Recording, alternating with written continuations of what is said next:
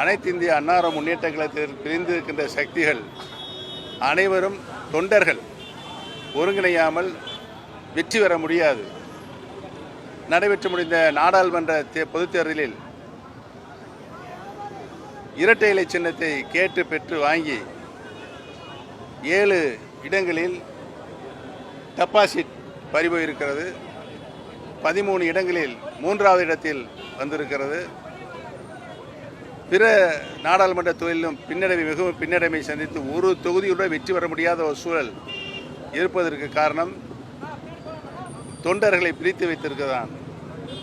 தொண்டர்கள் அனைவரும் ஒன்று சேர்ந்து மீண்டும் அனைத்து இந்திய அன்னார முன்னேற்ற கழகத்தினுடைய புரட்சித் தலைவர் எம்ஜிஆர், புரட்சித் தலைவர் மாண்புமிகு அம்மா அவர்கள் கட்டி காப்பாற்றிய இந்த இயக்கத்தை மீண்டும் வலுவாக உயர்த்தி பிடித்து மீண்டும் ஆளுகின்ற பொறுப்பை பெறுவார்கள் தொண்டர்கள் என்பதை தெரிவித்துக் கொள்கிறேன்.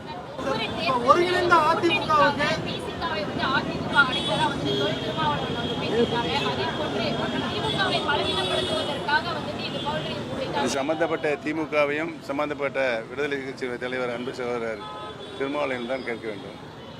உங்களுக்கெல்லாம் நல்லா தெரியும்,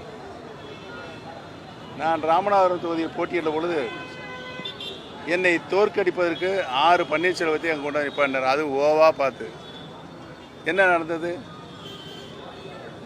இரட்டை இலையை டெபாசிட் இழக்க செய்த தமிழக அரசியல் அருவருக்கத்தக்க அரசியல் நடத்தி கொண்டிருப்பவர் தான் அவர்கள் என்பதனை நான் தெரிவித்துக் கொள்கிறேன்.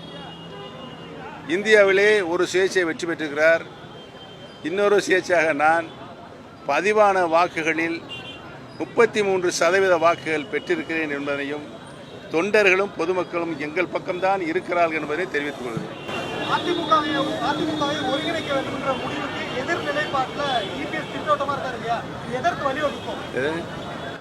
தோல்வி மேல் தோல்விக்கு வலியுறுத்தும். செய்திகளை உடனுக்குடனும் துல்லியமாகவும் தெரிந்து கொள்ள சப்ஸ்கிரைப் பண்ணுங்க.